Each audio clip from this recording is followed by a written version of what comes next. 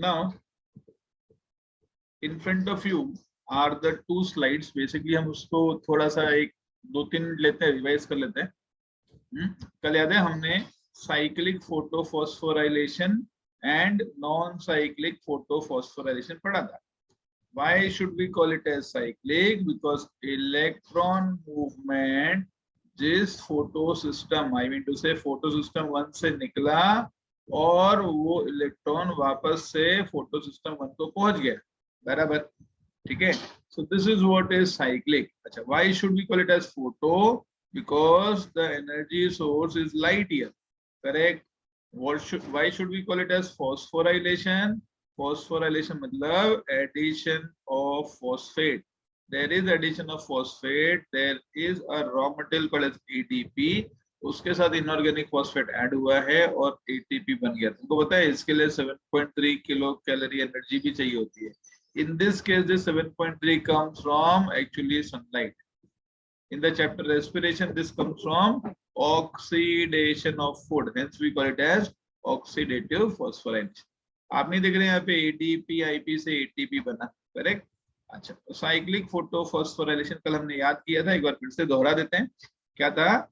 PS1 FRS ferredoxin cytochrome B6 cytochrome F plastocyanin PS1। Last बार बोलेंगे बच्चों, PS1 FRS ferredoxin cytochrome B6 cytochrome F plastocyanin PS1, ठीक है। यहाँ पर ATP 2 बार बनता है, एक बार फर्स्ट स्टेबल प्रोडक्ट से सेकंड स्टेबल प्रोडक्ट के बीच में, फिर सेकंड से थर्ड। हाँ, याद रखना, मैं तो बोलूंगा एक आप ये याद रखो कि साइटोक्रोम B6 और साइटोक्रोम F के बीच में ATP पक्का बनेगा, कंपलसरी बनेगा। हाँ, ये याद रखना, ठीक है। अब दूसरा ATP कहाँ बनना चाहिए? ये वाला तो यार साइनिन वाइनिन है ना, ये तो क्या बोलते हैं इनहिबिटर है, तो क्लब करने वाला है, तो इसके ऊपर बनेगा, ऐसा याद रहेगा, बराबर है, ठीक है। अच्छा, अभी 1 टन ऑफ साइक्लिक फोटोफॉस्फोराइलेशन हमको 2 ATP देता है। 2 टन से 4, 3 टन से 6, 4 टन से 8, 5 टन से 10 और 6 टन से 12। क्या मैं बोलूं? 6 tons of cyclic photophosphorylation gives me 12 ATP, बराबर। अब बात करते हैं नॉन साइक्लिक की। नॉन साइक्लिक जो है उसके इवेंट्स को पहले हम याद करेंगे as PS2 coenzyme quinone, plastoquinone, cytochrome B6, cytochrome F, plastocyanin PS1, FRS, ferredoxin, and then there is 2-NADP, 2-NADPH2, बराबर। एक बार फिर से बोलेंगे, क्या है? PS2 coenzyme quinone, plastoquinone, cytochrome B6, cytochrome F, plastocyanin PS1, FRS, ferredoxin, 2-NADP, 2-NADPH2, बराबर। अब मसला ये आता है कि सर ये 2-NADP से 2-NADPH2 अगर आपने बनाया, दैट मींस उसको 4H+ की जरूरत है। 4H+ कैसे आएगा? By taking 4 water molecule. बोलो फोटोलाइसिस ऑफ वाटर एक इवेंट से मैं बोलूंगा 4H2O splits up into 4H+ and 4OH-, correct. अब 4OH- जो है कल मैंने सब समझाया था, इसको मैं 4OH एंड 4 इलेक्ट्रॉन अलग लिख सकता हूँ, साथ में 4H+ ऐसे लिखा और उसके साथ 4OH को हम लिख सकते हैं कैसा है? 2H2O एंड O2, करेक्ट है। इधर 4H2O जो था, अगर आप सोचे तो इसका 2H2O और इसका 2H2O कैंसिल कर सकते हैं, तो basically we will get 2H2O plus something that will give us 4H+ plus O2 plus 4 electron, मिला, बराबर। नाउ अभी क्या है देखो बच्चों, ये क्या चीज है देखो, सुनो, ये 4H+ ऐसे तो नहीं रह सकता, इसको ऐसे लिखना पड़ेगा। ऐसे लिखने के लिए एक रिड्यूसिंग एजेंट होना चाहिए। हिल को पता नहीं था तो उन्होंने बोला ए है, तो जब तुमने ए प्रोडक्ट में लिखा तो ए रिएक्टेंट में भी लिख देने का। फाइनल इक्वेशन क्या आ गया? 2H2O plus 2a gives you 2H2 plus 2a gives you 2AH2 plus O2 बराबर। ये आपका हिल्स इक्वेशन है, याद रखेंगे। लिख दो फाइनल बार Hill's equation 2H2O plus 2a gives 2AH2 plus O2 बराबर। अब ए को बाद में बताया गया यार, ए जो है प्लांट में NADP होता है, NADH2 नहीं होता है। हाँ कैसे याद देगा? P for photosynthesis, P for NADP का P, ठीक है। तो इसका मॉडिफाइड इक्वेशन कुछ इस तरीके से हो जाएगा 2H2O plus 2NADP gives 2NADPH2 plus O2। सही है, बराबर है, क्लियर।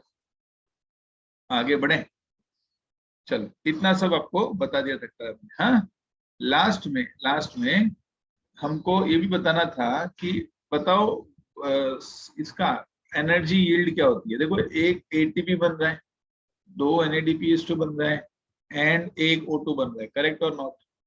हमने कुछ ऐसा लिखा था, 1 turn off non cyclic photophosphorylation is going to give 1 ATP, 2 NADPH2 and 1 O2। इसको अगर मैं मल्टीप्लाई बाय 6 कर दूं तो 6 ATP, 12 NADPH2 and 6 O2, correct और नॉट? सही है। यही सब कल आपको कुछ बताया था, है ना। तो साइक्लिक वाला बच्चों एक टर्न में 2 ATP देता है, 0 NADPH2, 0 O2, करेक्ट और नॉट? तो 6 टर्न में 12 ATP, 0 NADPH2, 0 O2, साइक्लिक की बात हो। नॉन साइक्लिक एक टर्न से 1 ATP, 2 NADPH2, 1 O2, तो 6 टर्न से 6 ATP, 12 NADPH2, 6 O2। अगर मैं ये और ये वाले को ऐड करूं तो आई शुड गेट दिस, है ना। तो फिर क्या हो गया बताओ, 6 turns of cyclic and 6 turns of non cyclic will give me, बताओ 12 plus 6 कितना, 18 ATP। देन 0 plus 12 कितना, 12 NADPH2 एंड देन 0 plus 6 हो गया 6 O2। चलो 2 बार रिवाइज कर दिया, अब तो दिक्कत नहीं होनी चाहिए, बराबर है। अच्छा नाउ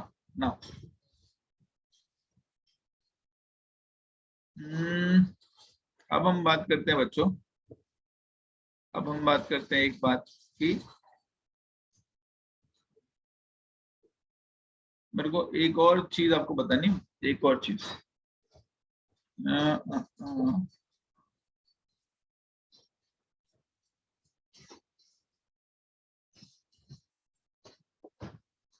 सुनो, एक इंफॉर्मेशन तुम लिखो, ये आजकल बुक में नहीं दिया है, पूछने का चांस भी बहुत कम है। We need 48 quanta of light to produce or liberate 6 oxygen।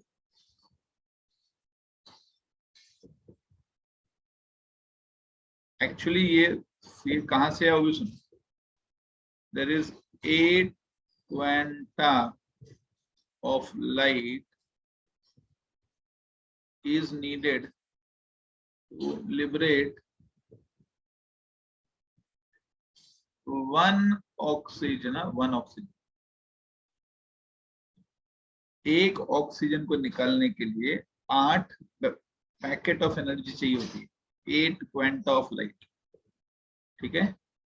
तो मेरा आपसे प्रश्न है, बताओ 6 ऑक्सीजन निकालने के लिए कितना चाहिए होगा? अरे इसको पूरे इक्वेशन को 6 से मल्टीप्लाई करना चाहिए, तो you will get this answer, 48 quanta of light is needed for eliminating 6 oxygen. ये लिख लो, आजकल बुक में नहीं बताता है, मुझे पता था तो मैंने बता दिया। हाँ, ये एक एक्स्ट्रा इंफॉर्मेशन की तरह लिख के रखो। क्वांटा मतलब बंडल्स और पैकेट्स ऑफ एनर्जी। क्वांटा मतलब बंडल्स और पैकेट ऑफ एनर्जी। मुझे ऐसा लगता है बच्चों, अगर ऐसे नहीं समझ में आ रहा है तो देखो ऐसा लिखा ना, 8 quanta is needed for eliminating 1 oxygen। तुम इसको ऐसा समझो ना, 8 rupees is needed for purchasing something single unit। एक वाटरमेलन की कीमत 8 रुपए है, 8 रुपए। तुमको 6 वाटरमेलन खरीदने, 6 बराबर कितना रुपया होना चाहिए? 8 into 6 48 होना चाहिए। समझे कि नहीं? Okay, this is called as quantum requirement. ये जो मैंने बताया आपको, इसको बोलते हैं क्वांटम रिक्वायरमेंट, कि भाई 8 क्वांटा चाहिए एक ऑक्सीजन को पूरी तरीके से निकालने के लिए। समझे? राइट।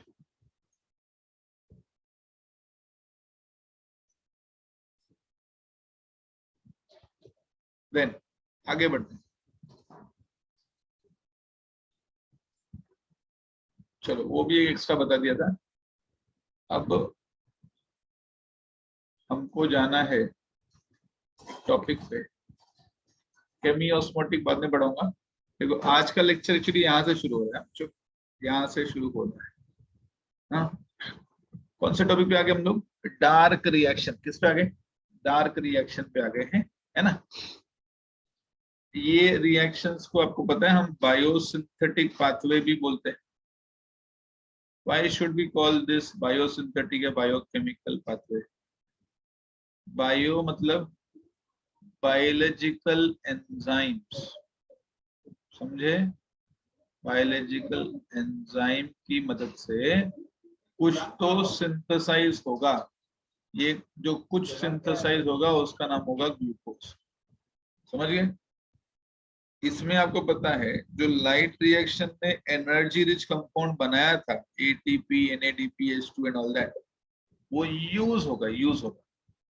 ऐसा हो गया कि दिन भर जो है, दिन भर हमने क्या बोलते हैं, ATP, NADP, H2 नाम की चार्ज बैटरी बनवाई, सन की लाइट यूज करके, चार्जर यूज करके। रात में क्योंकि लाइट नहीं रहेगा तो यही चार्जर की एनर्जी को यूज करके हम काम करवाएंगे। ठीक है, बराबर। एक्चुअली दिन में भी चलता है डार्क रिएक्शन, रात में भी चलता है, याद रखना। लाइट रिएक्शन सिर्फ डे टाइम में चलता है, dark reaction day time and night time दोनों टाइम चलता है। दिन में भी अगर देखो, जैसे मोबाइल है फॉर एग्जाम्पल, चार्ज रहेगा तो तुम दिन में भी यूज करेगा, रात में यूज करेगा। लेकिन ये समझो कुछ ऐसा जुगाड़ है कि दिन में ही आप चार्ज कर सकते हैं मोबाइल को, रात को नहीं, क्योंकि जो इलेक्ट्रिसिटी चाहिए वो दिन में ही मिल रही है, ऐसा कुछ तो भी है। समझ गए? चलो, let us start further. Dark reaction और बायोसिंथेटिक पाथवे। सबसे इंपॉर्टेंट स्लाइड पूरे चैप्टर का ये आपके सामने मैंने केल्विन साइकिल रखा हुआ है। कौन सा cycle? Calvin cycle I am focusing on. ठीक है, तो बच्चों ध्यान से सुनो अभी। How should we understand this Calvin cycle? वो हम C3 पाथवे भी बोलते हैं। क्यों बोलते हैं C3 पाथवे? क्योंकि कार्बोक्सिलेशन होने के बाद पहला stable product is a 3 carbon compound. Can you see? अगर कार्बोक्सिलेशन के बाद पहला स्टेबल प्रोडक्ट 4 कार्बन कंपाउंड होता तो मैं इसको क्या बोलता? C4 pathway. अगर कार्बोक्सिलेशन होने के बाद पहला स्टेबल प्रोडक्ट 2 कार्बन होता, 2 कार्बन, तो मैं इसको बोलता C2 पाथवे।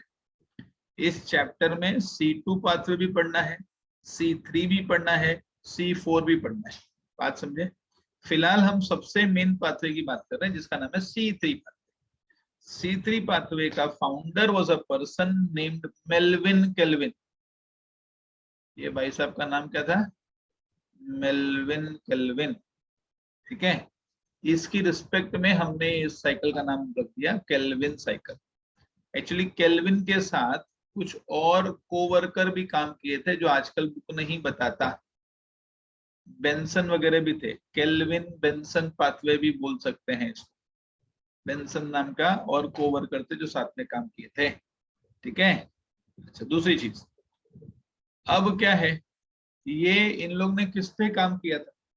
ये लोग ने काम किया था unicellular algae, Chlorella and Scenedesmus पे। किस पे काम किया था? Unicellular algae, Chlorella and Scenedesmus पे, using radioactive carbon. If you see carbon is use 14, otherwise क्या यूज होना चाहिए? कार्बन का नॉर्मल नंबर क्या है? 12। हम जब C14 ले रहे होंगे तो तुमको समझ में आना चाहिए अपना आइडिया क्या रहेगा। अपना आइडिया क्लियर रहेगा, अपने को कार्बन कहाँ जा रहा है वो पता करना था।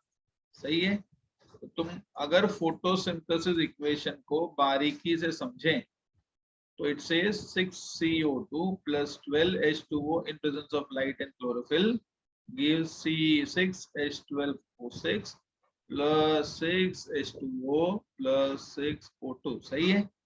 हाँ, क्या नाम, केल्विन भाई साहब ने क्या किया पता है? बोला एक काम करते हैं, हम लोग रेडियो एक्टिव कार्बन बनाते हैं। समझे? तो कार्बन जो यूज करेगा वो 14 मास वगैरह का रहेगा। That means carbon will be 14, correct और नॉट? C14O2, ऐसा होगा कि नहीं? तो उनको क्या दिखा? अरे कॉमन सेंस है मेरे भाई, कार्बन इधर आया और कहीं है क्या कार्बन? इससे एटलीस्ट ये तो समझ में आया कि कार्बन गया किधर। सबको समझा? दैट मीन्स उन्होंने जब एक प्लांट को नॉर्मल कार्बन डाइऑक्साइड, तुम थोड़ा सोचो, मतलब एक स्टेप और लेके जाओ, समझो नॉर्मल कंडीशन पे काम करने दें, तब क्या होगा? क्योंकि कार्बन डाइऑक्साइड एटमॉस्फेयर का नॉर्मल वाला लिया गया था, इसीलिए जो ग्लूकोज बनेगा वो भी नॉर्मल वाला था। Is that clear to everyone? ठीक है, जिस दिन उन्होंने छेड़खानी की कार्बन के साथ, कार्बन को रेडियो एक्टिव बना दिया, तो फिर ये देखो ग्लूकोज रेडियो एक्टिव बन गया। और कोई रेडियो एक्टिव बना क्या? नहीं। उससे क्या समझा? क्या समझा? अरे यार, एटमॉस्फेयर का जितना भी कार्बन लिया जाता है वो पूरा का पूरा चला जाता है किसमें? ग्लूकोज बनाने में। ये पाथवे कैसे ट्रेस किया किसने? मेल्विन केल्विन के कोवर्कर वगैरह ने किया था। समझे? कौन से प्लांट पे एक्सपेरिमेंट किया? क्लोरेला एंड स्निडस्मस, जो कि यूनिसेलर एल्गे होते हैं। मतलब उन्होंने क्या किया रहेगा, ये यूनिसेलर एल्गे के आजू बाजू CO2 सप्लाई हैवी कार्बन की होगी। उस दिन नॉर्मल कार्बन दिया ही नहीं होगा। पता चला जब आपने कार्बन हैवी लिया तो ग्लूकोज जो बन रहा है वो भी हैवी बन गया। सबको समझा? ठीक है, चलो आगे बढ़ते हैं। नाउ इफ यू सी बच्चों, थोड़ा सा जरा ध्यान से सब सुनेंगे। इस स्लाइड पे ना चाहते हुए भी बहुत ज्यादा मैटर लिखा हुआ है, बट कोई ऑप्शन नहीं है, मुझे बहुत सारी चीज समझाना है, इसलिए सब लिखना पड़ा। तो अब आपको ये स्लाइड पे थोड़ा ज्यादा फोकस करके सुनना पड़ेगा। ठीक है, तो मैं क्या बोला बच्चों, इधर तक तुम समझ गए। इन्होंने क्या किया? रेडियोएक्टिव कार्बन यूज किया। ठीक है, और इनको शक था कि नहीं, जो ग्लूकोज बनेगा वो भी रेडियोएक्टिव वाला होना चाहिए। तो आप देख रहे हैं, ये रहा कार्बन डाइऑक्साइड लिया गया होगा, इसको कौन सा कार्बन लिया होगा? उसने 14 वाला लिया रहेगा। समझ गए? लेकिन जब ऐसा लिया तो ये जो ग्लूकोज बन रहा है, देख रहे हैं ग्लूकोज बन रहा है लास्ट में, ये दिख रहा है ग्लूकोज बना कि नहीं बना? ये वाला रेडियो एक्टिव ग्लूकोज बना होगा। What is this giving you understanding? ये कार्बन ऐसा ऐसा ऐसा ऐसा सब इसमें घुमा घुमा घुमा घुमा घुमा घुमा और पूरा का पूरा कार्बन चला गया ग्लूकोज बनने में। अंडरस्टूड और नॉट? सही है। चलो अब हम आगे बढ़ते हैं बच्चों। चलो let us start with the process. ये जो प्रोसेस है वो 3 मेजर स्टेप में डिवाइड किया है for the sake of understanding. First is carboxylation, second is reduction, third A is divided in two parts. Third A is synthesis, third B is regeneration of RUDP. बराबर. In short बच्चों कितने major events है पूरे Calvin cycle के? 3.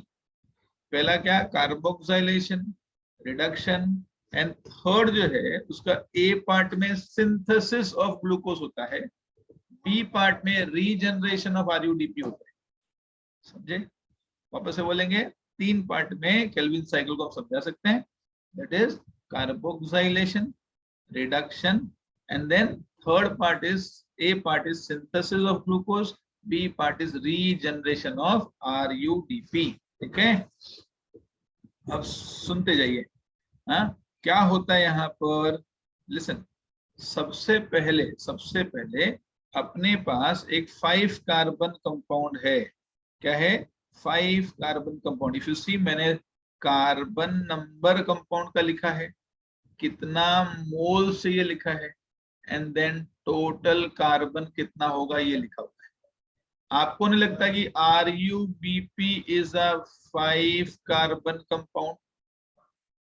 Correct और not? Ribulose biphosphate, देखो 5 carbon compound है. Correct. इसके कितने मॉलिक्यूल यूज किए गए? कितने मॉलिक्यूल यूज किए गए? 6 मॉलिक्यूल यूज किया गया. कितने? 6. तो ये 6 करना पड़ेगा. 5 कार्बन इंटू 6 कितना टोटल कार्बन हो गया? बोलो. 30 कार्बन. यस और नो? हाँ, अब देखो, आपको थोड़ा अंडरस्टैंडिंग होना चाहिए कि इस टेबल में सिर्फ कार्बन लिखा जाएगा, इस टेबल में सिर्फ मोल लिखा जाएगा, और लास्ट वाले में टोटल कार्बन लिखा जाएगा. ये तुम समझ गए क्या करना है? मतलब दिस इनटू दिस करना पड़ेगा, तब जाके टोटल आएगा. समझे? अच्छा, फर्स्ट स्टेप में RUBP 5 कार्बन कंपाउंड है. इसके कितने मोल्स यूज किए गए? 6 मोल्स. Can you check? तो टोटल कार्बन कितना हो गया अपने पास? 30 कार्बन हो गया. बराबर. एक डाउट आ सकता है, सर 6 मोल्स ही क्यों? 1 मोल लेगा, 2 मोल लेगा तो चलेगा क्या? बताओ, थोड़ा समय तो बताओ. हाँ, ये देखो, अभी तुरंत ही आपको आंसर मिल जाएगा. In fact if you see, the atmosphere से जो कार्बन डाइऑक्साइड एक नॉर्मल सिचुएशन में लिया जाता है, वो है 6 कार्बन डाइऑक्साइड. बराबर. अरे 6 कार्बन डाइऑक्साइड मतलब कार्बन डाइऑक्साइड के 6 मोल. तो RUDP या RUBP के भी 6 मोल रखने पड़ेंगे कि नहीं? बाई चांस मैंने 1 कार्बन डाइऑक्साइड लिया होता तो मैं 1 मोल ऑफ RUDP यूज करता. समझ में आ रही मेरी बात? लेकिन क्योंकि नेचर में हम फोटोसिंथेसिस में 6 कार्बन डाइऑक्साइड लेते हैं, इसीलिए झक मार के मेरे को 6 मोल्स ऑफ RUDP RUBP लेना चाहिए. अंडरस्टूड? ठीक है. इस समय टोटल कार्बन मेरे पास कितना हो गया? तो ऐसी बात है बच्चों, एक हाथ में एक पाम में 5 उंगलियां हैं. RUDP, ये एक RUDP जिसमें 5 कार्बन है. अपने को ऐसे 6 मॉलिक्यूल का जुगाड़ करना है. 5 फिंगर्स इंटू 6, 30 फिंगर्स हो जाएगा. वैसा कुछ बात. तो टोटल कार्बन अपने पास 30 हो गया. अच्छा, इसमें CO2 कितना आएगा? CO2 का कार्बन नंबर कितना होता है? 1 कार्बन होगा CO2 में, लेकिन ऐसे 6 CO2 लेंगे तो टोटल कितना कार्बन हो गया? 6. करेक्ट और नॉट? इस समय टोटल कार्बन कितना हो गया? 30 प्लस 6 कितना हो गया? 36. समझते मेरी बात? 36 टोटल हुआ कि नहीं? अच्छा, 36 टोटल हुआ. ये एक एडिटिव काफी अनस्टेबल कंपाउंड बनता है. ये अनस्टेबल कंपाउंड 6 कार्बन का होता है. कितने कार्बन का? 6 कार्बन का. तो 6 into what will give you 36? बोलो चैट बॉक्स में, बताओ फटाफट. हाँ, शाबाश शाबाश. 6 है ना? तो 6 इंटू 6 करेंगे तब जाके 36 होगा. आप नहीं देख रहे हैं मैं क्या कर रहा हूं यहाँ पे? इधर देखो, इधर लिखा ना एडिटिव अनस्टेबल 6 कार्बन कंपाउंड, मतलब इसके कार्बन कितने हैं? 6. लेकिन अपना टोटल इधर तक का जुगाड़ कितना कार्बन का था? 36. तो 6 कार्बन का बनाने का तो कितने मोल बनेंगे? 6 मोल बनेगा. तो ऐसी बात है बच्चों, 6 moles of RUDP adds up with 6 moles of CO2. Okay, तो RUDP 5 कार्बन था, CO2 का 1 कार्बन और मिलेगा, तो 1 कार्बन बढ़ जाएगा, मोल उतना ही रहेगा, 6 मोल 6 मोल बराबर। अच्छा, एक बात मैं बताना भूल गया, the speciality of Rubisco enzyme, मिला रुबिस्को। हाँ, रुबिस्को बहुत ही इंपॉर्टेंट एंजाइम है, वर्ल्ड का largest enzyme. The full form of Rubisco, if you see in your biomolecule chapter, तो लिखा होगा रेब्यूलोस बिसफॉस्फेट, है ना, ऐसा कुछ नाम होगा, carboxylase oxygenase. Don't forget, Rubisco के लास्ट के 2 word C and O. C stands for carboxylase, O stands for oxygenase. Rubisco बच्चों एक बहुत इंपॉर्टेंट एंजाइम है, लार्जेस्ट एंजाइम है इन द आई वुड से लिविंग सिस्टम। हाँ, मतलब ज्यादातर प्लांट में रुबिस्को मिलेगा। रुबिस्को एक बहुत अच्छा एंजाइम है। रुबिस्को 25 डिग्री सेल्सियस के आसपास बहुत बढ़िया काम करता है, ठीक है। लेकिन जैसे ही टेम्परेचर बढ़ेगा, मतलब समझो 35 हो गया, 40 हो गया, तब रुबिस्को बोलता है भाई मैं काम नहीं कर सकता, ठीक है। तब वो हाथ ऊपर कर लेता, बोलता है तौबा तौबा, मैं काम नहीं कर सकता। मैं कब तक काम करूंगा, मेरे को जब तुम नॉर्मल टेम्परेचर दोगे 25 डिग्री सेल्सियस, जो साधारणता रूम टेम्परेचर होता है, समझे, तब रुबिस्को काम करता है। ऐसे एंजाइम जो टेम्परेचर सेंसिटिव होते हैं, टेम्परेचर सेंसिटिव होते हैं, उनको हम बोलते हैं थर्मोलेबाइल। क्या बोलते हैं? Thermolabile. The enzyme which are not, I would say, going to work at extremes of temperature, temperature dependent होते हैं, एक पर्टिकुलर नैरो रेंज पे काम करते हैं, उनको हम बोलते हैं थर्मोलेबाइल। तो रुबिस्को बहुत अच्छा एंजाइम है, वर्ल्ड का 16% एंजाइम है, 16%, हाँ, वर्ल्ड लार्जेस्ट एंजाइम है, ठीक है। लेकिन उसकी एक ही प्रॉब्लम है, हाई टेम्परेचर, तो उससे तुम एक्सपेक्ट मत करो काम करने का। तो मेजोरिटी प्लांट में बोलूं, या मतलब जब तक 25 डिग्री सेल्सियस मेंटेन रहेगा तो रुबिस्को से काम कर लेते हैं, समझ गए। तो अब मतलब नॉर्मल टेम्परेचर पे रुबिस्को क्या करता है, as the name suggest, ribulose bisphosphate carboxylase, वो कार्बोक्सिलेशन करता है। नॉर्मल टेम्परेचर पे वो CO2 को ऐड करने में मदद करता है, कर रहा है कि नहीं, ये देखो एटमॉस्फेयर का CO2, ये रहा CO2, अंदर आ रहा है कि नहीं, CO2 को अंदर आने से ना, CO2 को अंदर आने दिया जा रहा है प्लांट के अंदर। कौन हेल्प किया इसमें? रुबिस्को, बराबर। मतलब वो अपने सी लेटर को जस्टिफाई कर रहा है, वो इधर फिलहाल कार्बोक्सिलेशन में मदद कर रहा है। दैट इज वाई इधर, क्योंकि कार्बन डाइऑक्साइड ऐड होने वाला है, फर्स्ट स्टेप को हम कार्बोक्सिलेशन भी बोलते हैं, सही है।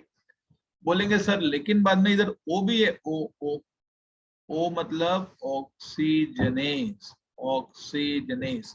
जिस दिन टेम्परेचर बढ़ा हुआ मिले तो कार्बोक्सिलेशन नहीं करेगा, इंस्टेड ऑक्सीडेशन चालू कर देगा, बिकॉज ऑफ इंक्रीज्ड फोटोसिंथेसिस या इंक्रीज टेम्परेचर, फोटोसिंथेसिस नहीं, इंक्रीज टेम्परेचर, इंक्रीज टेम्परेचर की वजह से वो इस दिन ऑक्सीडेशन चालू कर देगा, जो कि अच्छी बात नहीं है। ये जो इंक्रीज टेम्परेचर पे ऑक्सीडेशन चालू करते हैं, इस इवेंट को बोलते हैं फोटो रेस्पिरेशन। क्या बोलते हैं? Photo respiration. तो कहने का मतलब, अगर 25 डिग्री सेल्सियस के आसपास का टेम्परेचर मिल रहा है, तब तो यार वो बढ़िया से मजे से कार्बोक्सिलेशन करेगा, जिसके लिए वो बना हुआ है। अगर तुमने टेम्परेचर से छेड़खानी की, टेम्परेचर 45 वगैरह कर दिया, तब वो बोलेगा मैं अब कार्बोक्सिलेशन नहीं कर सकता, इनफैक्ट मैं तो ऑक्सीडेशन करूंगा। is a troublesome process in context to photosynthesis, समझे, ठीक है। तो आप समझो, अभी फिलहाल आप रुबिस्को को यही समझिए कि यार टेम्परेचर बराबर है, इसलिए वो अपना नॉर्मल सही वाला काम कर रहा है। जब टेम्परेचर ज्यादा हो जाएगी तो वो वाला भी डिस्कशन करेंगे, इन विच टॉपिक, फोटो रेस्पिरेशन। कौन सा टॉपिक? Photo respiration. तो यू अंडरस्टूड, फोटो रेस्पिरेशन पढ़ना पड़ेगा, बराबर है। चलो, अभी ज्यादा फोटो रेस्पिरेशन बारे में सोचो, पहले हम लोग ये खत्म करते हैं फिर सोचते हैं। तो मैंने क्या बोला, एडिटिव अनस्टेबल कंपाउंड हो गया 6 कार्बन। अब क्या होता है देखो, हाँ अब जाके क्योंकि ये बन तो गया लेकिन अनस्टेबल है ना, 6 कार्बन कंपाउंड इमीडिएटली ब्रेक होता है 3 कार्बन के 2 मोल्स में। 1 6 carbon compound can easily break into 2 moles of 3 carbon each. तो पहले से 6 मोल था, 6 moles into 2 moles will be 12 moles. तो 12 moles of 3 carbon compound phosphoglyceric acid बन गया। करेक्ट और नॉट? सही है बच्चों। इधर तुम देखो जरा, हाँ तो ये अनस्टेबल कंपाउंड तो था ही। पीजीए की अगर मैं बात करूं बच्चों, पीजीए की बात करूं तो देखो जरा इधर, पीजीए कितना कार्बन होता है, 3 कार्बन। बट अपने को टोटल तो यार 36 रखने का है, तो कितने मोल्स लगने वाले हैं, 12 मोल्स लगने वाले हैं, बराबर। अच्छा, क्योंकि यहाँ पर कार्बन डाइऑक्साइड ऐड हो गया, कार्बोक्सिलेशन के वजह से मैं बोलूंगा फाइनली 3 फॉस्फोग्लिसरिक एसिड आ गया। ठीक है, तो फर्स्ट स्टेबल कंपाउंड ऑफ, देखो ये अनस्टेबल था कि नहीं, कार्बोक्सिलेशन के बाद ये अनस्टेबल था, तो पहला स्टेबल कंपाउंड फॉस्फोग्लिसरिक एसिड बना। अच्छा, फॉस्फोग्लिसरिक एसिड को लिखा है 3 फॉस्फोग्लिसरिक एसिड, मतलब तुमको दिमाग ट्यूबलाइट जलना चाहिए कि हाँ कार्बन डाइऑक्साइड जो भी ऐड वगैरह हुआ, not carbon dioxide, 3 phosphoglyceric acid बोला है, मतलब phosphate will be there on the third carbon. 2 phosphoglyceric acid बोला है मतलब, तो अगर ऐसा रहता है तो 2 पे होता, 1 फॉस्फोग्लिसरिक एसिड 1 पे होता है, तो 3 लिखा, मतलब जो 3 कार्बन कंपाउंड है उसके लास्ट वाले पे फॉस्फेट लगा हुआ है। क्या मैं बोलूं, फिलहाल फिलहाल यहाँ पर 12 मॉलिक्यूल्स ऑफ 3 फॉस्फोग्लिसरिक एसिड तैयार है, मतलब हर एक मॉलिक्यूल में एक एक फॉस्फेट है, वो फॉस्फेट उसके थर्ड कार्बन पे बैठा हुआ है, 3 phosphoglyceric acid. Is that clear? क्योंकि कार्बोक्सिलेशन के बाद पहला स्टेबल प्रोडक्ट 3 कार्बन का होता है, we call it as C3 pathway. ठीक है, अब क्या हो रहा है, 12 moles of 3 phosphoglyceric acid now gets converted into 1,3 diphosphoglyceric acid, बराबर। तो अभी 1,3 डाइफॉस्फोग्लिसरिक एसिड का भी कार्बन नंबर 3 ही है, तो मोल नंबर कितना होगा, 12 ही होगा भाई। कहां से नया थोड़ी कुछ होने वाला है, कार्बन नंबर सेम है तो जग मार के मोल नंबर भी सेम रहेगा, बराबर। Hence we get 12 moles of 1,3 diphosphoglyceric acid, मिला कि नहीं? अच्छा, लेकिन 3 phosphoglyceric acid getting converted to 1,3 diphosphoglyceric acid, तुम्हारा ट्यूबलाइट जलना चाहिए। सर 3 फॉस्फोग्लिसरिक एसिड मतलब carbon 1, carbon 2, carbon 3, third carbon पे फॉस्फेट लगा हुआ है, करेक्ट और नॉट? आप बोल रहे हैं 3 phosphoglyceric acid is getting converted to 1,3 diphosphoglyceric acid, मतलब 1 पे भी आ गया फॉस्फेट और थर्ड पे तो ऑलरेडी था ही। बात समझे कि नहीं? 1,3 बोला है, 2,3 बोला क्या? 2,3 बोलता है तो उसके सेकेंड कार्बन पे बैठता था, मतलब फर्स्ट पे फॉस्फेट है और लास्ट पे फॉस्फेट है, ये जो कंपाउंड बना इसको हम बोलते हैं 1,3 डाइफॉस्फोग्लिसरिक एसिड। अच्छा, ये बात तो चलो समझ गया, हाँ सर एक फॉस्फेट एडिशनल कहीं से आया होगा, तब जाके 3 phosphoglyceric acid getting converted to 1,3 diphosphoglyceric acid execute होगा। बट पॉइंट इज वो फॉस्फेट कहां से आए, कहां से है वो फॉस्फेट? इधर देखो, इधर इधर आप देख रहे हैं एटीपी हमने इस्तेमाल किया, जो लाइट रिएक्शन ने बनाया था, एटीपी इस्तेमाल किया, एटीपी डिसोसिएट होता है क्योंकि उसके पास एनर्जी है, वो देता है, बोलता है लो भाई तुम लोग कंगाल लोग हैं, तुम्हारे पास एनर्जी नहीं है, मैं तुमको एनर्जी देता हूँ। हाँ, तो एटीपी डिसोसिएट होता है और अपना इनऑर्गेनिक फॉस्फेट इसको देता है, किसको देता है? 3 फॉस्फोग्लिसरिक एसिड को देता है, ले भाई ले फॉस्फेट, और अपने फर्स्ट कार्बन पे बैठा ले, तो 3 phosphoglyceric acid now gets converted to 1,3 diphosphoglyceric acid, सही है, बराबर, तब हो गया। Please understand here, who has donated phosphate? It is ATP which has donated it's phosphate, बराबर। और 3 फॉस्फोग्लिसरिक एसिड को वो फॉस्फेट मिला, तो 1,3 डाइफॉस्फोग्लिसरिक एसिड हो गया। ठीक है, प्रश्न ये आता है सर ये 12 एटीपी कहां से आया? उसका आंसर सुनो, याद करो, 6 turns of cyclic photophosphorylation, 1 turn off cyclic photophosphorylation 2 ATP देता था, 2 turn was giving 4, 3 turn was giving 6, ऐसे 6 turn was giving us 12 ATP, yes or no? तो क्या मैं इधर लिखूं कि यार ये जो आया वो कहां से आया? तुम्हारी जानकारी के लिए, this came from 6 turns of CP, cyclic photophosphorylation. ठीक है, बराबर है। फिर तुम बोलेंगे सर अभी अभी तो हमने कैलकुलेशन किया था, we got 18 ATP and 12 NADPH2, yes और no?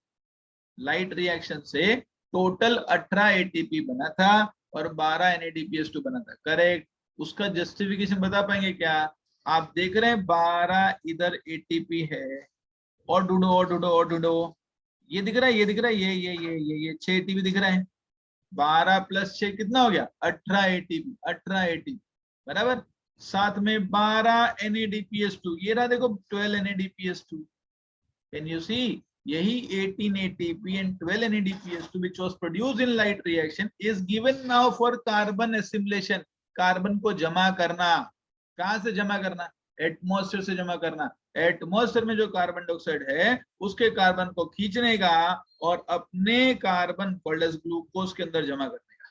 Is that clear to everyone? समझ में ही बात? मजा आ रहा है? बढ़िया है? हाँ, अच्छा। तो क्या बात है, अटेंडेंस इज 150, अरे वाह, मैं बोलता 100% बच्चे प्रेजेंट है, बहुत बढ़िया, नाइस। हाँ, तो मैं क्या बता रहा हूँ कि कार्बन को हमने एसिमुलेट कर लिया, समझे कि नहीं? अब सबको समझा 18 और 12 का क्या गेम? हाँ, चलो फिलहाल मैं इधर तक पढ़ाया हूँ, करेक्ट है। अब हम 1,3 डाइफॉस्फोग्लिसरिक एसिड पे पहुंच गए।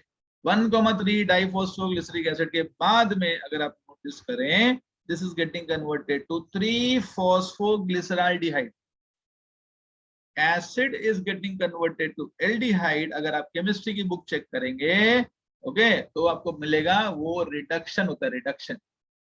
ओके, आप लोग केमिस्ट्री में चैंपियन है ना? मेरे को केमिस्ट्री ज्यादा आता नहीं, बट आप बुक चेक कर लेना, बराबर है ना? तो it says what, 1,3 diphosphoglyceric acid getting converted to 3-phosphoglyceraldehyde, acid getting converted to aldehyde, this is reduction। कैसा रिडक्शन? के कहां से रिडक्शन? रिडक्शन मतलब एडिशन ऑफ हाइड्रोजन होना चाहिए। कौन देगा सर हाइड्रोजन? हाइड्रोजन दिया भाई जो आपने दूसरा अच्छा वाला प्रोडक्ट बना के रखा था लाइट रिएक्शन से, NADPH2 बनाया था कि नहीं? एक minute students, my battery is getting low, मेरे को चार्जिंग पे लगाना पड़ेगा, एक सेकंड को।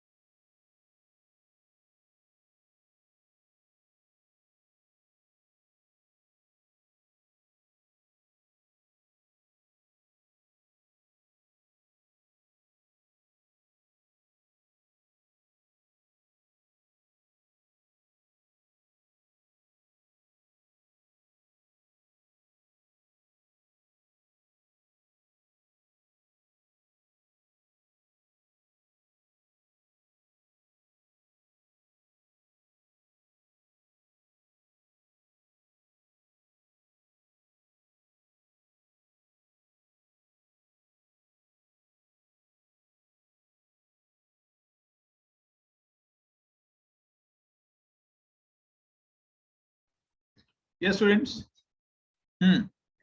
सुनो, तो अभी तक आपको समझ में आया क्या चल रहा है? हाँ, आगे बढ़ते हैं। नाउ सो 1,3 इधर देखो।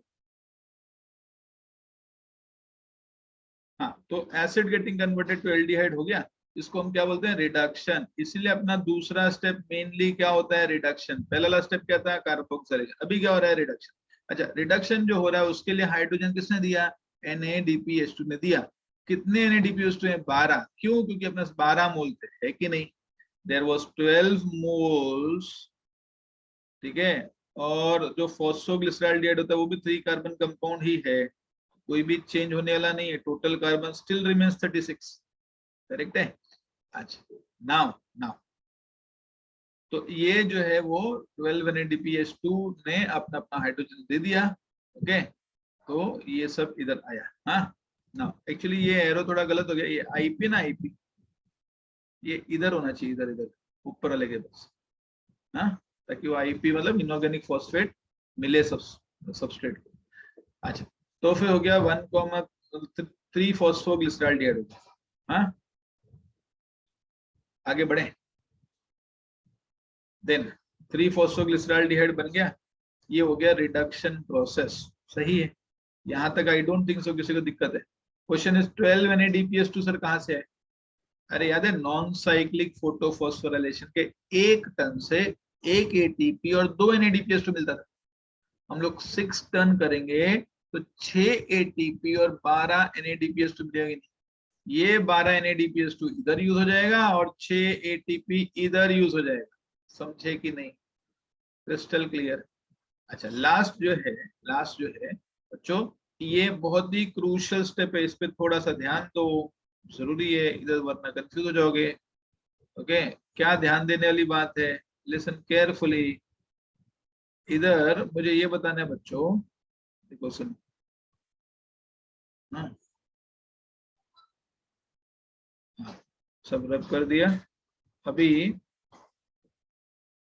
कैन यू सी, यहाँ पर अपने पास 12 मोल इंटू 3 कार्बन कंपाउंड 3 फॉस्फोग्लिसराल्डिहाइड है। सही है, बराबर। इसमें से कुछ तो ऐसा हो रहा है, आप देख रहे हैं 10 मोल्स बाहर वापस आ जा रहे हैं और 2 मोल्स इधर चला गया, बराबर है। ये कहानी कैसी है वो भी सुनते हैं, थोड़ा समझते हैं। अपने पास we had 12 moles of 3 carbon compound 3 phosphoglyceraldehyde। सही है, बराबर। ये तो ऐसी बात है कि समझो किसी पर्सन के पास, मेरे पास 3-3 रुपए के 12 नोट है। 3 रुपए का नोट होता नहीं है, हमने क्रिएट किया।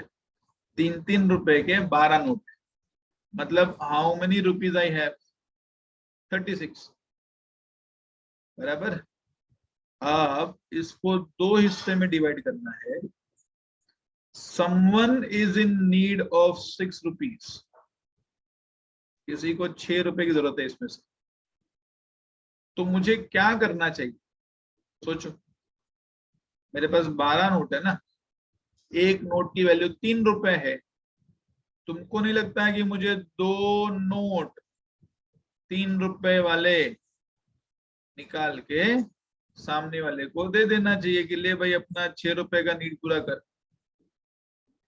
मेरे पास कितना बचेगा? 12 में से 10 नोट बचेगा। न्याय क्या है भाई? सिंपल मैथ्स है। I think this example has given you absolute clarity what is happening. We had 12 moles of 3 carbon compound called as 3 phosphoglyceraldehyde. That means total carbon in the system was 36.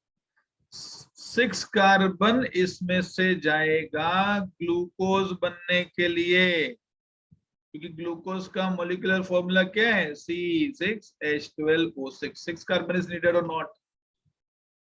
बोलेंगे फिर sir बाकी के इधर क्या करने चला गया, तो मैं बोलूंगा इस स्टेप का नाम होना चाहिए सिंथेसिस ऑफ ग्लूकोज। ठीक है, बाकी जो बचा that is called as regeneration of RUDP। इसके लिए कितना जाएगा बोलो? 30 कार्बन जाएगा। ठीक है, क्योंकि 36 टोटल था। अच्छा, 30 कार्बन जो जा रहा है वो जाएगा रीजनरेशन, किस फॉर्म में जाएगा? 10 moles into 3 carbon is 10 into 3 30 carbon. समझ में आ गया कि नहीं? इजी है बच्चों।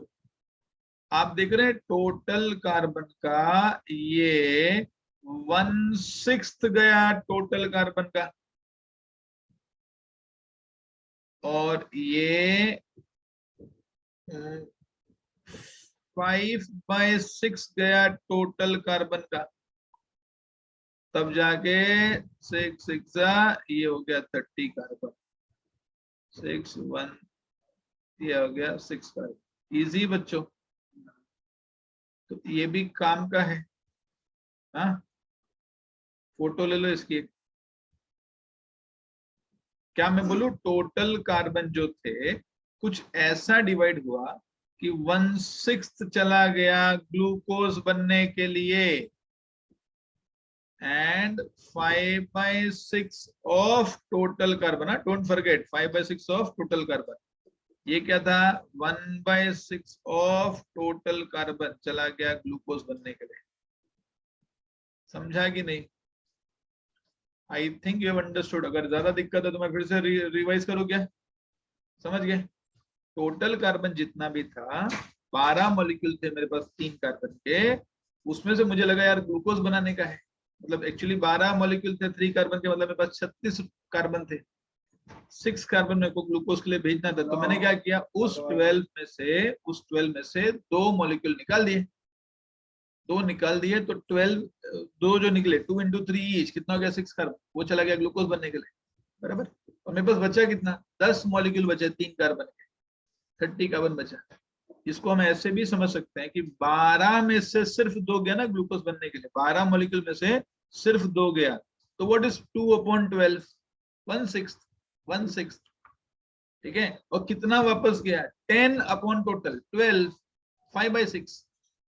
तो 1/6 चला गया ग्लूकोज बनने के लिए, 5/6 चला गया रिमेनिंग चीज को रीजनरेट करने के लिए, बराबर। हाँ, चलो आगे बढ़ते हैं बच्चों। This is known to you, just let us complete all that. तो थर्ड ए जो था वो स्टेप क्या है, सिंथेसिस ऑफ ग्लूकोज वाला स्टेप है, to be precise. Third B जो है वो क्या है, रीजनरेशन ऑफ RUDP है, टू बी प्रिसाइज। ठीक है, अच्छा ग्लूकोज कैसे बनेगा 2 मोल्स में? देखो क्या लिखा है, fructose 1,6 diphosphate, fructose 6 phosphate, glucose 6 phosphate, glucose and then finally starch.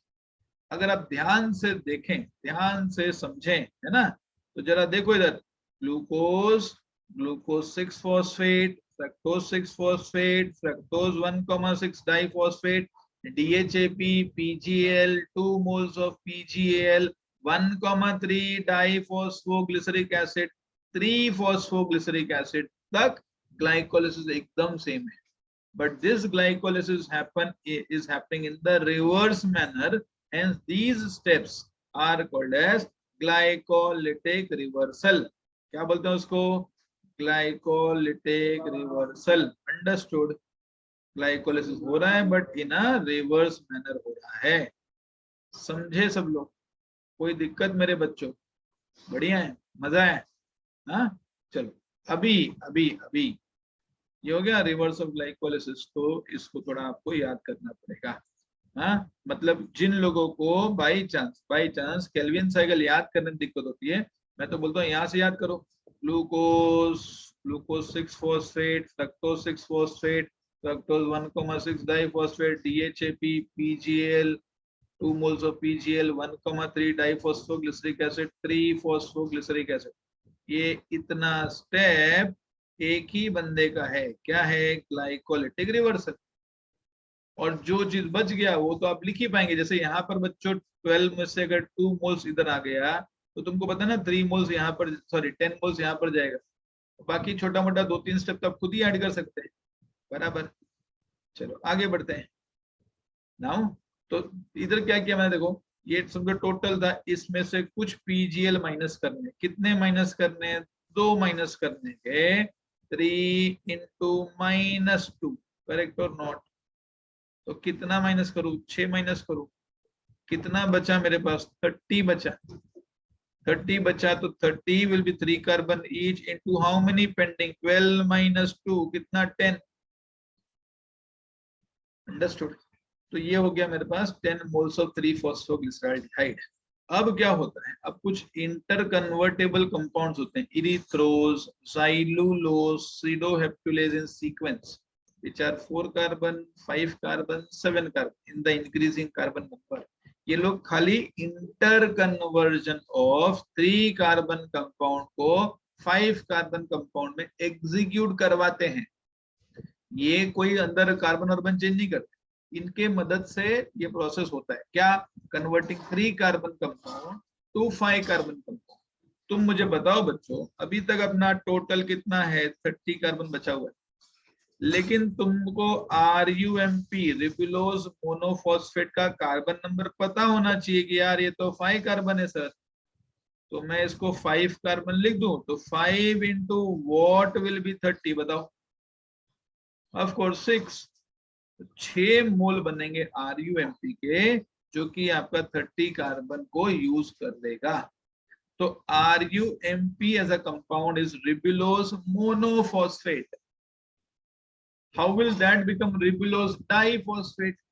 अरे मोनो से डाई करना तो एक फॉस्फेट देने का है, कौन देगा फॉस्फेट? ATP देगा। पता है 6 ATP बचे हुए थे अपने, नॉन साइक्लिक फोटोफॉस्फोराइलेशन के 6 ATP है। तो देखो ये रहा 12 ATP और ये रहा 6 ATP, टोटल हो गए 18 ATP, और साथ में ये रहा 12 NADPH2।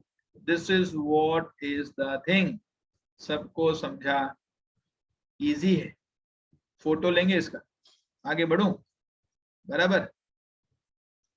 जिनको मेरी गंदी हैंडराइटिंग से नहीं समझा हो उनके लिए नेक्स्ट स्लाइड पे मैंने ये भी देखो लिख के दिया हुआ है, प्रिंटेड मैनर में है ये, कि जो कैलकुलेशन किया वो कैलकुलेशन का जरिया क्या था, कैसे कैलकुलेशन किया, और कोई टेबल में कैलकुलेशन भी आ गए। बराबर है?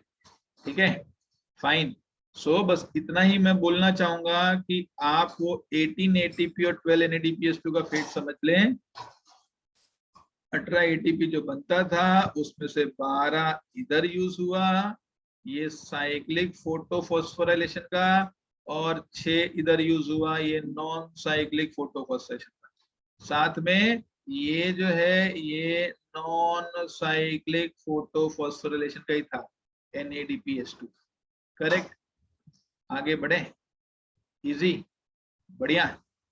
नाउ नाउ अब इतना डिटेल्ड है एक्चुअली केल्विन साइकिल, इतना डिटेल में टीचर को पढ़ाना चाहिए। एनसीईआरटी ने सबको क्या कर दिया है? सिंगल मोल पे कर दिया है।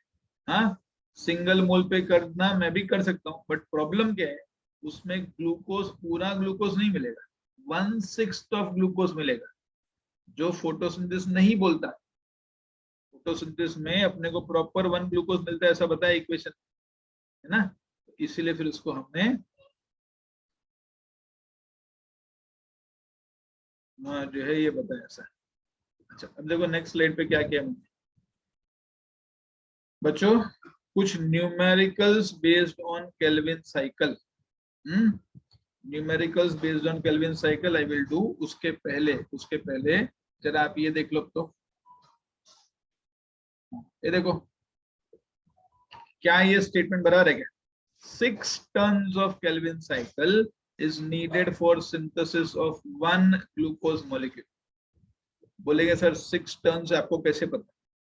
अरे जितना कार्बन तुम एसिमुलेट करेंगे उतना टन होगा केल्विन साइकिल। अगर 1 कार्बन डाइऑक्साइड जो एनसीईआरटी ने लिया है, that is for 1 turn of what is it, glucose molecule. समझे? करेक्ट। जो 2 टन लिया हुआ है तो वो 2 टन, ऐसा नहीं, सुन एक कार्बन डाइऑक्साइड लिया ना तो केल्विन साइकिल का एक राउंड पूरा होता है। 2 कार्बन डाइऑक्साइड लेंगे तो 2 टन पूरा होगा, 3 कार्बन लेंगे तो 3, 4 लेंगे तो 4, 5 लेंगे तो 5, 6 लेंगे तो 6।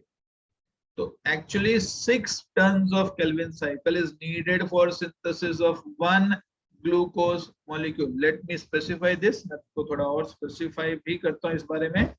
देखो 1 ton of Kelvin cycle actually uses 1 CO2 only। समझे? तब वो ग्लूकोज जो है वो बनाता है, लेकिन कितना बनाता है? 1/6 ऑफ ग्लूकोज ही बनाता है। By chance 2 turns of Calvin cycle लिया, that will use 2 CO2, that will make 2/6 of glucose. समझे? 3 टन लिया होता तो मतलब मैंने 3 CO2 लिया, 3/6 ऑफ ग्लूकोज मतलब हाफ ग्लूकोज तैयार हुआ होता है। ऐसे ही 4 टन से 4/6, 5 टन से 5/6, 6 tons of Kelvin cycle will give proper 6/6 glucose. That means 1 complete glucose. Understood? ये स्टेटमेंट समझा है ना? तो बच्चों ये काम की बात है। केल्विन साइकिल जो मैंने पढ़ाया वो 6 टन पूरे पढ़ाए। पहले टन में पूरा ग्लूकोज नहीं बनता, क्योंकि 1 टन से तो सिर्फ 1 CO2 आप ले पाए। अगर 1 CO2 आता है, 1 CO2 आता है तो ग्लूकोज में तो यार C6H12O6 है, करेक्ट और नॉट? तो 1 CO2 इस C6 का एक ही कार्बन है, 2 CO2 इस C6 का 2 कार्बन है, 3 CO2 इसका 3 कार्बन है, 4 CO2 4 कार्बन, ऐसे 6 CO2 लेंगे तो पूरा 6 कार्बन। अंडरस्टूड? तो देखो मैंने स्टेटमेंट लिखा है, 6 turns of Calvin cycle is needed for 1 glucose molecule complete synthesis. That means 1 ton of Kelvin cycle कितना ग्लूकोज मॉलिक्यूल बना के देगा? कोई बताएगा मुझे चैट बॉक्स में? जल्दी जल्दी जल्दी फटाफट। 1 ton of Kelvin cycle कितना ग्लूकोज मॉलिक्यूल बनाता है? Yes, very good, it is 1/6। बहुत बढ़िया, बहुत बढ़िया। तो इसका आंसर होना चाहिए, it will make 1/6, 1/6 of the glucose molecule. बराबर। अच्छा, थोड़ा और हम जरा इसमें और थोड़ा रिसर्च एंड डेवलपमेंट करते हैं। टोटल कार्बन अपने पास कितना है? 36। इस 36 कार्बन को मैं 2 पार्ट में ब्रेक कर सकता हूँ। एक सिंथेसिस ऑफ ग्लूकोज के लिए, दूसरा रीजनरेशन ऑफ RUDP के लिए। बात समझ में आता है क्या? तुमको पता है ग्लूकोज में कितना जाएगा? ग्लूकोज में कितना जाएगा? ग्लूकोज बनने के लिए 6 कार्बन चाहिए टोटल के, तो रीजनरेशन के लिए कितने गए? 30। बराबर। How you got this 6 as a value? Isn't this 5/6 of total and this is 1/6 of total? नहीं समझाओ तो बता दूं। टोटल कार्बन ये रहा मेरे भाई, 36 कार्बन। तुमको चाहिए इसमें से 6। तुमको अगर 6 मार्क्स मिले फोटोसिंथेसिस के एग्जाम में, 36 मार्क का पेपर था, तो तुमको कितना मिला? 1/6 मिला ना, 1/6। करेक्ट।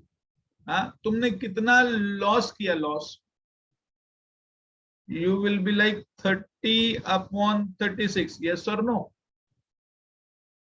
30/36 is what? 5/6, और 6/36 is what? 1/6। समझा क्या? ठीक है। लास्ट टाइम सुन लो, मैंने क्या लिखा है यहाँ पर? टोटल कार्बन अपने पास 36 है, उसमें से फैन बंद करो,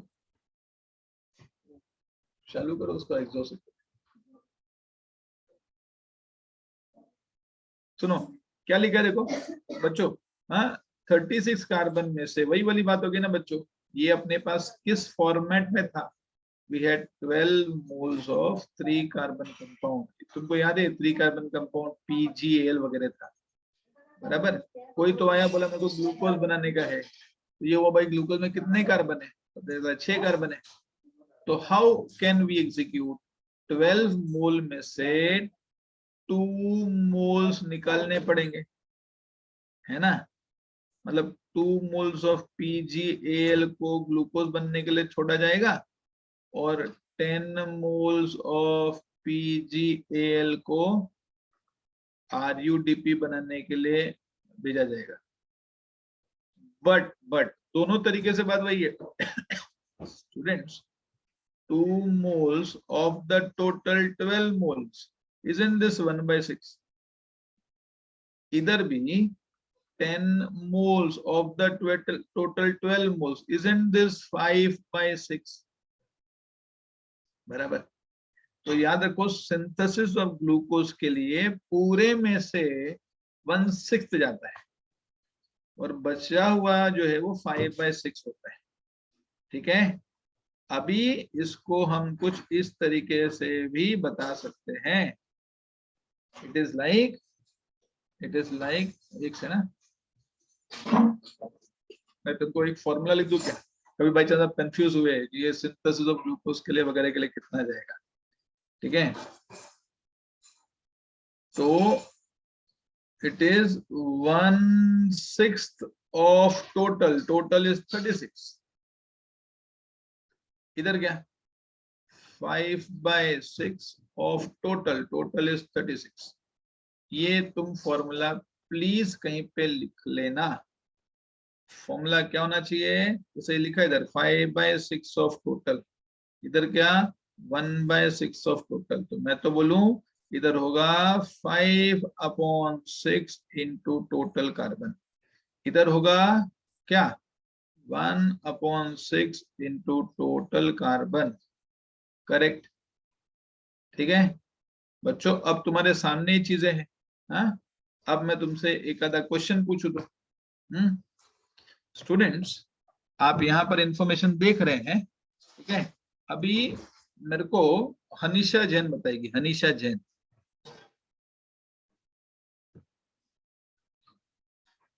हनीशा जैन,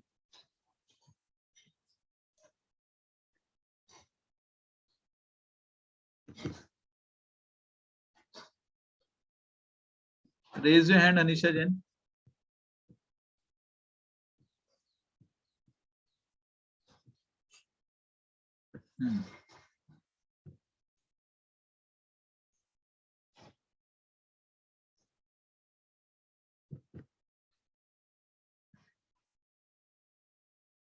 अभी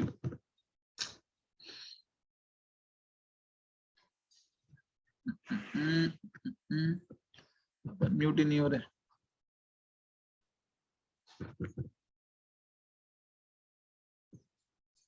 आई am not able to unmute you. कोई बात नहीं अनिशा जैन, चैट बॉक्स में बताओ। मेरा क्वेश्चन सुनो। क्वेश्चन इज, बाकी लोग भी चैट बॉक्स में आंसर करेंगे। क्वेश्चन इज कि अगर मुझे 10 ग्लूकोज मॉलिक्यूल बनाने हो तो कितना टन्स ऑफ केल्विन साइकिल चाहिए। 10 ग्लूकोज मॉलिक्यूल बनाने हो तो कितना टन ऑफ केल्विन साइकिल चाहिए। शाबाश शाबाश शाबाश। हाँ, answer is yes, answer is 60 turns of Calvin cycle चाहिए। बढ़िया है, परफेक्ट परफेक्ट, सही है। हाँ, अरे इधर देखो ना, 6 टन्स ऑफ केल्विन साइकिल अगर चाहिए एक ग्लूकोज बनाने के लिए, सिंपली मैंने तो जानबूझ के इजी वाले से शुरुआत की, पहले से क्यों डिफिकल्ट क्वेश्चन डाल के आपको परेशान करूं। हाँ, इधर देखो ये 6 टन है, ये मिला आपको। मेरे को चाहिए 10 ग्लूकोज मॉलिक्यूल बनाना, मतलब मल्टीप्लाई बाय 10 करना पड़ेगा, तो RHS 10 ग्लूकोज हो जाएगा। इसको भी 10 से मल्टीप्लाई करेंगे तो 10 into 6 60 turns of Calvin cycle चाहिए 10 ग्लूकोज बनाने के लिए। ठीक है, बराबर। अच्छा, tell me you know, suppose I have 600 glucose molecule, 600 glucose molecule, तो फिर कितना टन्स ऑफ केल्विन साइकिल चाहिए होगा। 600 ग्लूकोज मॉलिक्यूल अगर है मेरे पास तो कितना टन्स ऑफ केल्विन साइकिल चाहिए होगा। यस, 600 मतलब ओके, मल्टीप्लाई बाय 600 करना पड़ेगा। 600 इंटू 6 कितना 3600। हाँ शाबाश, 3600 सबके आंसर वही है, बहुत बढ़िया, कोई दिक्कत नहीं। समझ गए, why to give a value which will you need calculator and all that thing, सब करो फिजिक्स में आप लोग करते हैं। हाँ, दूसरी बात, तो इसका कंक्लूजन क्या निकला, 6 टन्स ऑफ केल्विन साइकिल अगर 1/6 ग्लूकोज बनाता है, ठीक है, और हर एक ग्लूकोज में तुमको पता है 6 कार्बन होते हैं। कितने कार्बन होते हैं, 6 कार्बन होते हैं। हर एक ग्लूकोज में कितने कार्बन होते हैं, 6 carbon. 6 turns of Calvin cycle मतलब कितना, 6 CO2 मिला के नहीं, 6 टन्स ऑफ केल्विन साइकिल मतलब 6 CO2। अरे 6 CO2 के 6 कार्बन जो थे वही तो पूरे के पूरे 6 कार्बन ग्लूकोज में जाते हैं। बात समझा कि नहीं। अच्छा, दूसरी बात 1 turn of Calvin cycle 1 glucose molecule बना है, ठीक है, 1 turn of Kelvin cycle makes 1 glucose molecule. So 2 turn, अरे गलत बोला मैंने, shit. 1 turn of Kelvin cycle gives 1/6 glucose. So 2 turn of Kelvin cycle will give 2/6 glucose. 3 turn of Kelvin cycle will give 3/6 glucose. 4 turn of Kelvin cycle will give 4/6. 5 turn 5/6. 6 turns of Kelvin cycle is 6/6. That is proper 1 glucose molecule. समझ गए? अच्छा, अब आ जाता है total carbon, और उस पे हम क्वेश्चन आ जाते हैं, ठीक है। सपोज मेरे पास टोटल कार्बन सिस्टम में 360 है, कितना? 360। आप बताएंगे इसमें से ग्लूकोज बनने के लिए कितना जाएगा और रीजनरेशन के लिए कितना जाएगा। मेरे पास टोटल कार्बन है 360। What was the formula? 1/6 into total carbon. Total carbon is 360. 6 1 6 6 answer 60 आ गया, करेक्ट और नॉट? तो 360 अगर टोटल कार्बन है तो उसका 1/6 पोर्शन जाएगा ग्लूकोज बनने के लिए। That means remaining 5/6 will be given back.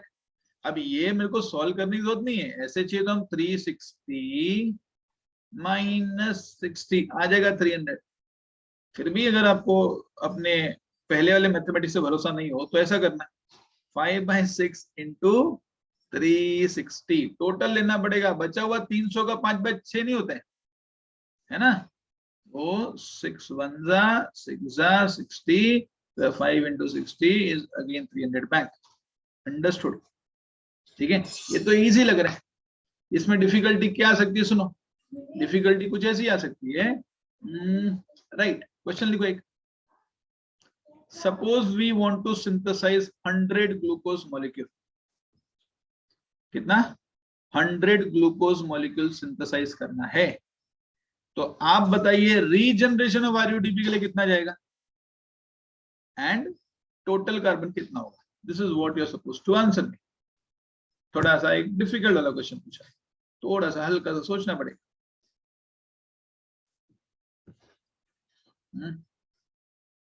मैंने बोला तुमको कितनी ग्लूकोज मॉलिक्यूल सिंथेसाइज करनी है? 100 ग्लूकोज मॉलिक्यूल सिंथेसाइज करनी है, करेक्ट और नॉट? है ना? ये कैसे होगा? ये थोड़ा डिफिकल्ट क्वेश्चन, सोच के बताओ। कैन यू नोटिस ये सब गेम कार्बन का चल रहा है, कार्बन कार्बन कार्बन, है ना? तो एक समझदार बच्चा पहले बोले सर आपने 100 ग्लूकोज बोला ना, तो 100 into पर glucose it is C6H12O6, yes और नो? मतलब हर एक ग्लूकोज में 6 कार्बन है, मतलब हाँ सर आप हमको उल्लू बना रहे हैं, हमको तो 600 कार्बन चाहिए, यस और नो? 600 चाहिए ना, तो फॉर्मूला सोचो क्या था? 1/6 into total carbon. This answer should be 600, yes और नो? यस और नो? सोचो जरा बात। तो टोटल कार्बन क्या निकल गया बच्चों? 600 into 6, आंसर है 3600। 3600 रहेगा टोटल कार्बन। ये देखो, 3600 इधर रहेगा, तो इसका 1/6 600 जाएगा इसमें, और 600 मतलब 100 ग्लूकोज मॉलिक्यूल। तो फिर इसका कितना सॉल्व करूं कि समझ गया? 3000। 3000 लॉजिक समझा क्या करना है? Understood what to do. अब तुम लोग गलती करें तो तुम जानो, तुम्हारा काम है, आई कांट हेल्प यू। इतना पढ़ाने के बाद भी अगर आप लोग रॉन्ग करें तो फिर आई एम नॉट रिस्पॉन्सिबल। हाँ, तेजस्विनी शाह को फिर से बताना पड़ेगा। सुनो, हाँ क्या बोल रहा हूं मैं? हमारा प्रश्न क्या था? रुक जाओ, Tejaswini raise your hand, hand raise करो। हाँ, good morning sir. Good morning. देखो हम फिर से बताते हैं, मैं आपसे कुछ क्वेश्चन पूछ रहा हूँ, आप मुझे हेल्प करिए, ठीक है? What was the question? What is the data?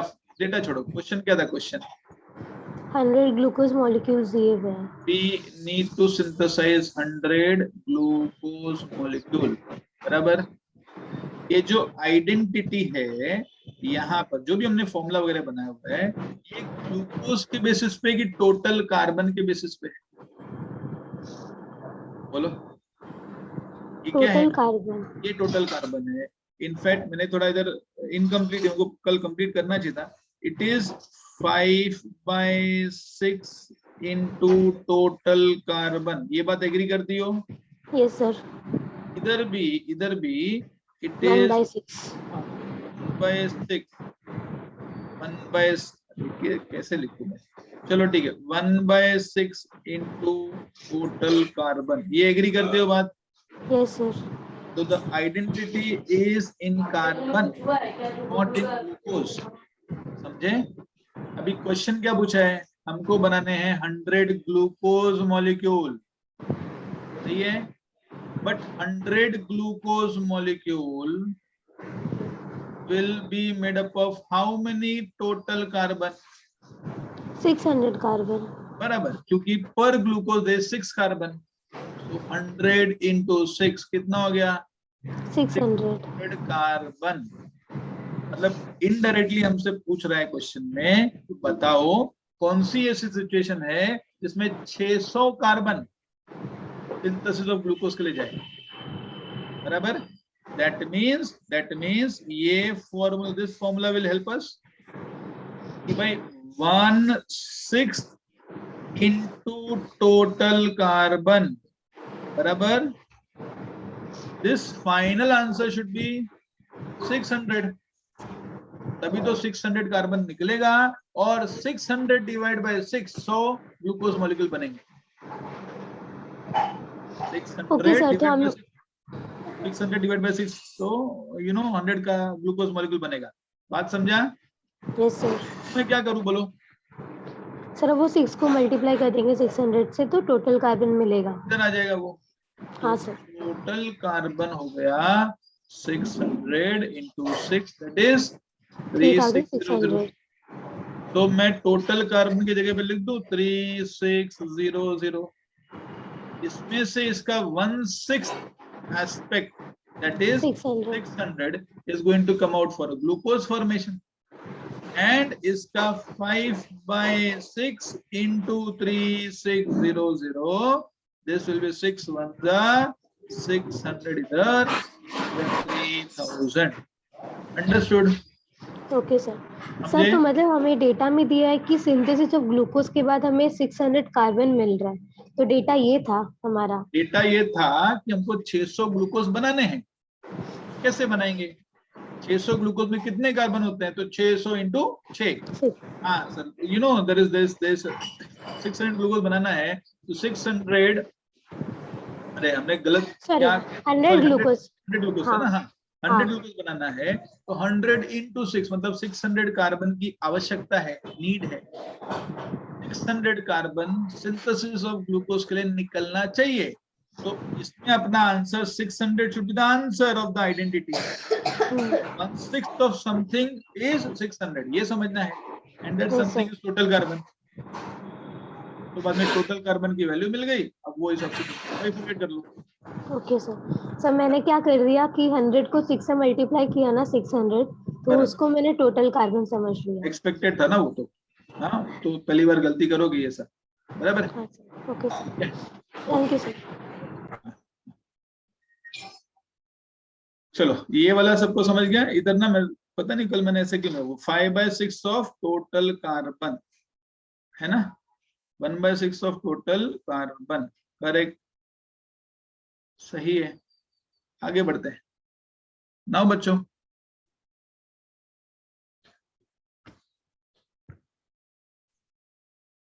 अब जो है बच्चों इधर देखो, इधर कुछ बहुत मस्त टॉपिक लिखा है, मस्त टॉपिक, जिसको आएगा ना वो बताता हूँ मेरे को। हाँ, आई हैव मेंशन समथिंग, ठीक है? Who wants to answer this? Raise your hand. अच्छा क्वेश्चन है, तुमको आना चाहिए, पढ़ाए हुए तुम। मैं कुछ पूछता हूँ, रुको। Okay, Juhi Yadav, raise your hand. जल्दी, Juhi Yadav, raise your hand.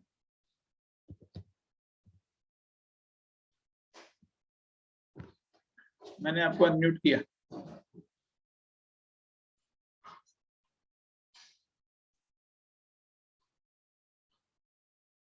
Madam, हाँ सर।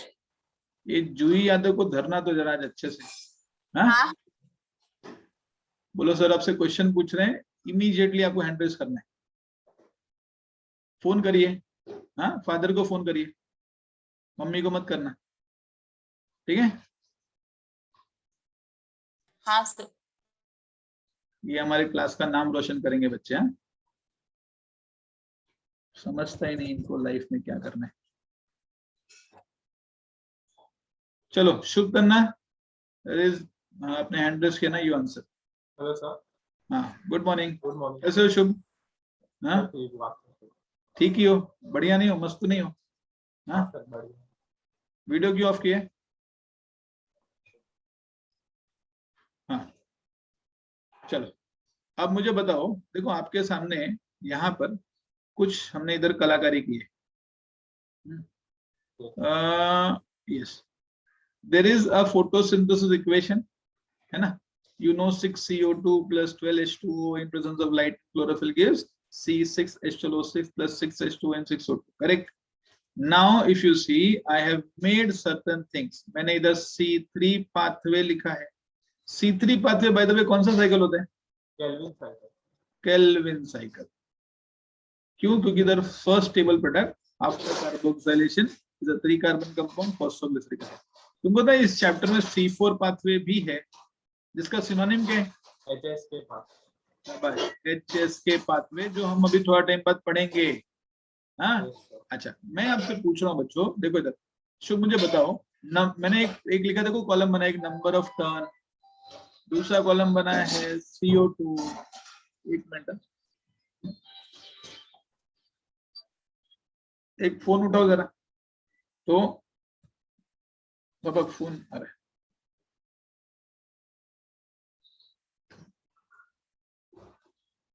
हेलो नाउ सी बच्चों, हाँ शुभ,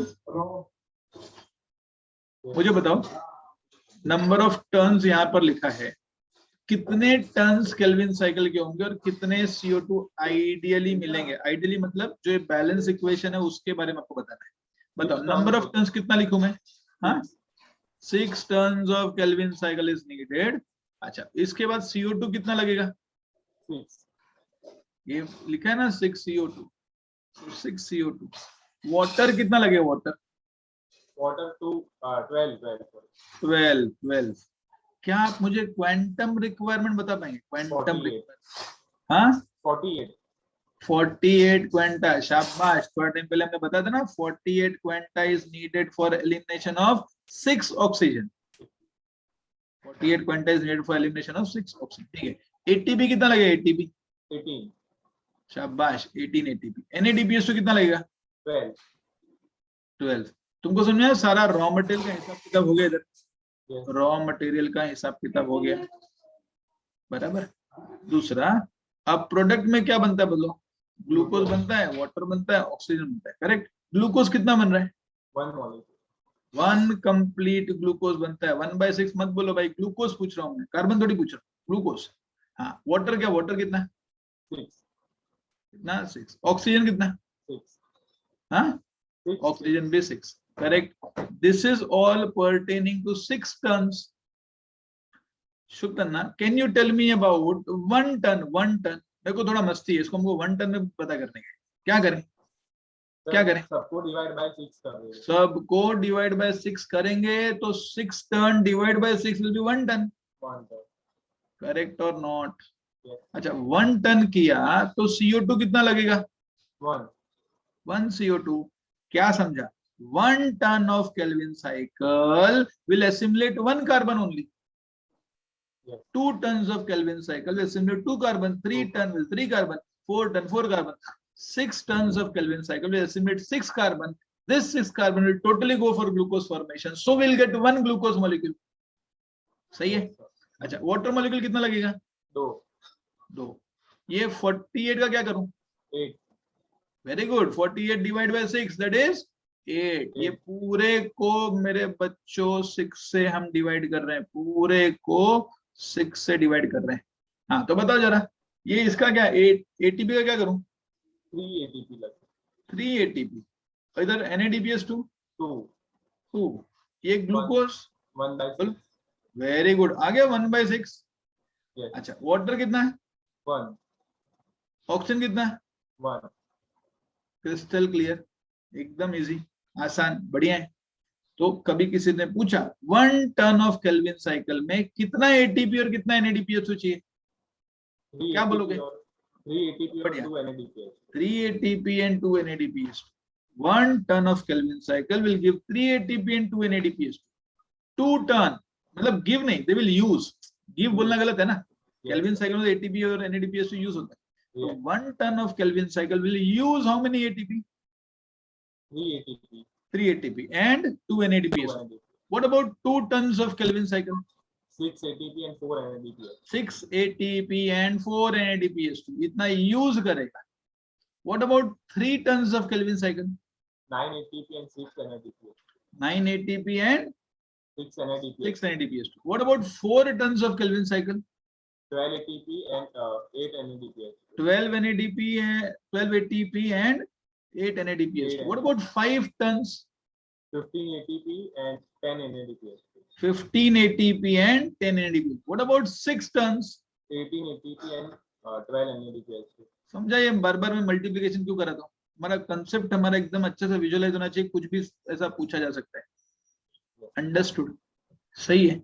अच्छा अब एक दूसरी बात. हाँ दूसरी बात, ये जो ना HS के पाथवे, C4 पाथवे, इसमें सब कुछ सेम होता है, सब कुछ सेम होता है.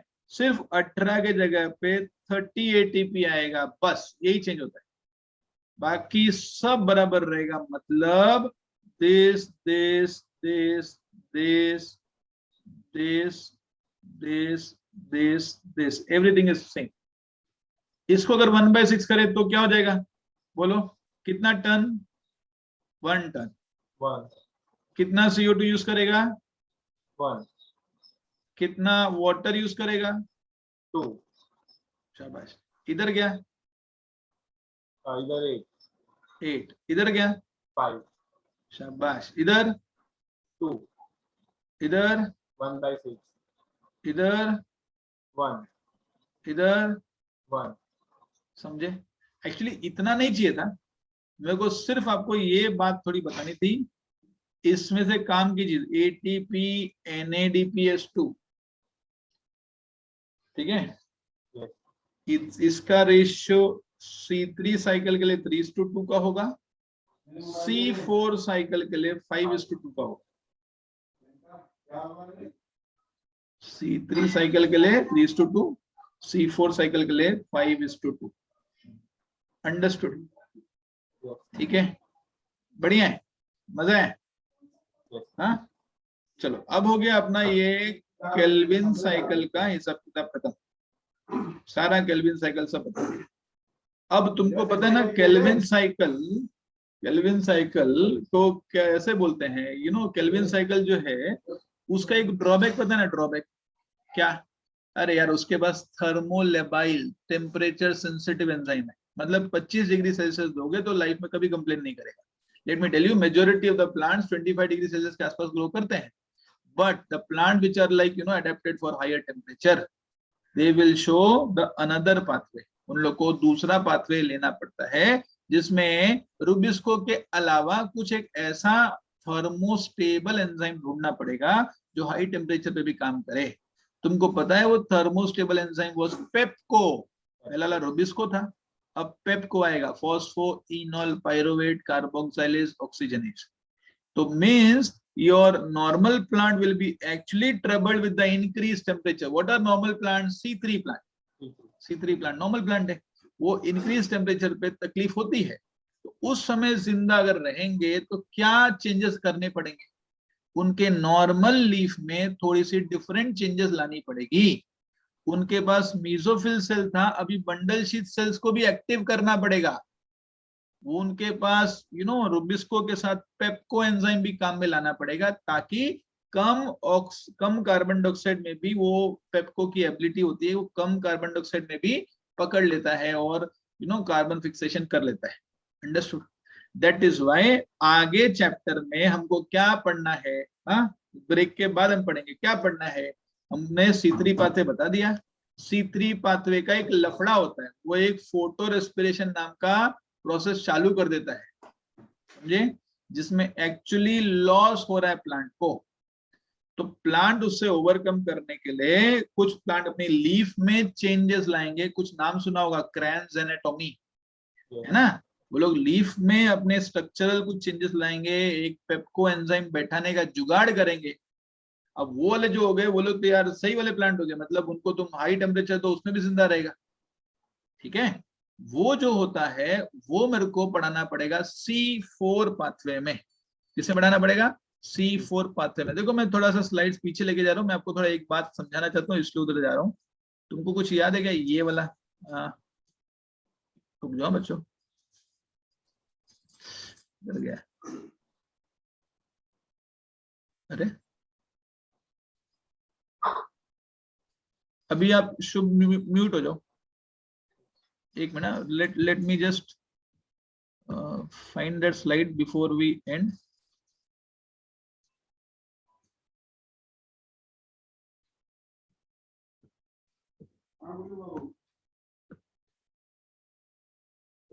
एक मिनट बच्चों,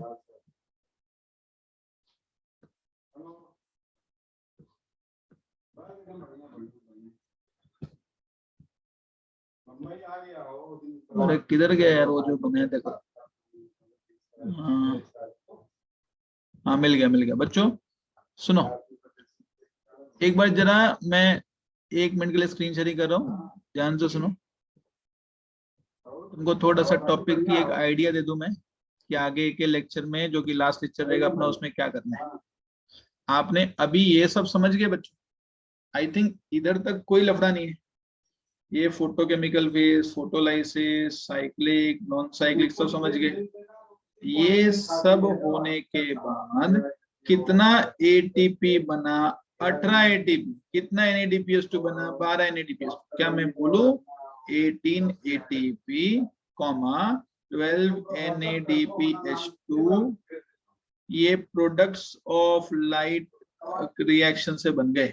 सही है, साइक्लिक और नॉन साइक्लिक मिला के तुमने देखा 6 tons of cyclic as well as 6 tons of non-cyclic were able to generate total of 18 ATP and 12 NADPH2. This is going to be used in 6 tons of Kelvin cycle. अब समझा सब 6 क्यों है? 6 cyclic photosphorylation, 6 non-cyclic photosphorylation, इन्हीं के जरिए बनाया गया रॉ मटेरियल जाता है 6 tons of Kelvin cycle regulate करने के लिए। सही है, केल्विन साइकिल सही है भाई, बराबर है, कोई दिक्कत नहीं है। मेजॉरिटी प्लांट में होगा जिसमें 25 डिग्री सेल्सियस के आसपास टेम्परेचर होगा। क्यों? क्योंकि इसके पास एक बेचारा थोड़ा सा टेम्परेचर सेंसिटिव एंजाइम होता है, जिसका नाम है रुबिस्को। जैसे ही टेम्परेचर बढ़ा, तब अगर जो प्योरली केल्विन साइकिल वाले प्लांट रहेंगे, उन लोगों में ये लफड़ा चालू हो जाएगा। क्या चालू हो जाएगा? Photo respiration. अंडरस्टूड?